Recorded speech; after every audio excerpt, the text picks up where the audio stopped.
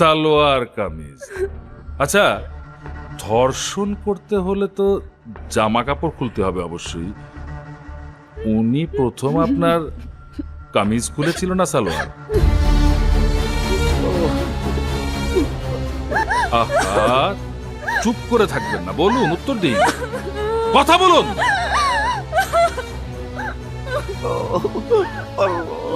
দেখুন, এখানে কান্নাকাটি করে কোনো লাভ হবে না, এটা আদালত, এখানে ইমোশনের কোনো দাম নেই। মামলা প্রমাণ করতে হলে আপনাকে সব কিছু খুলে বলতে হবে।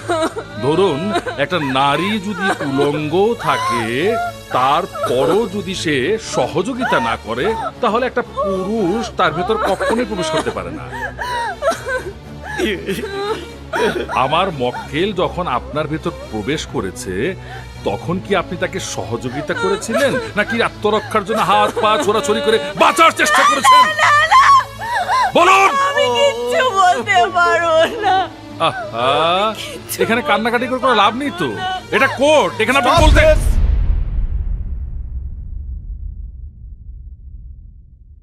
মহামান্য আদালত,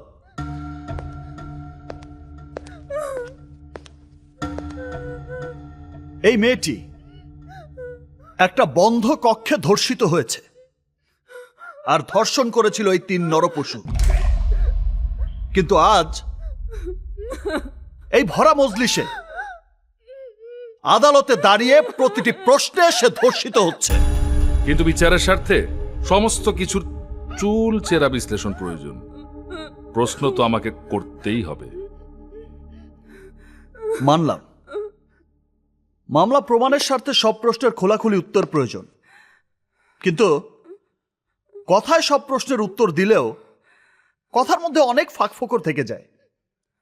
তার চেয়ে কি এটা ভালো হয় না যে আমার মোয়াক্কেল যদি রাজি থাকে, তাহলে সে তার শরীরের সমস্ত বসন খুলে খুলে প্র্যাকটিক্যালি দেখাবে কিভাবে ঘটনাটা ঘটেছিল।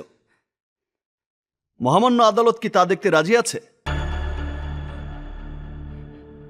মিস্টার স্বাধীন, আপনার মোয়াক্কেল যেমন আবেগপ্রবণ, আপনিও তেমনি আবেগপ্রবণ। আবেগ দিয়ে তো বিচার কাজ চলে না। ইয়েস মহামান্য আদালত, এই কথাটি আমি হাজারবার শুনেছি। বহু আইনবিধি এই কথাটি বলে থাকেন, কিন্তু আমি তা বিশ্বাস করি না। আবেগ যেমন আমার আছে, আমার মোয়াক্কেলের আছে, তেমনি প্রত্যেকটি মানুষেরই আছে। এমনকি আইন কিংবা আদালতও আবেগ বিবর্জিত নয়।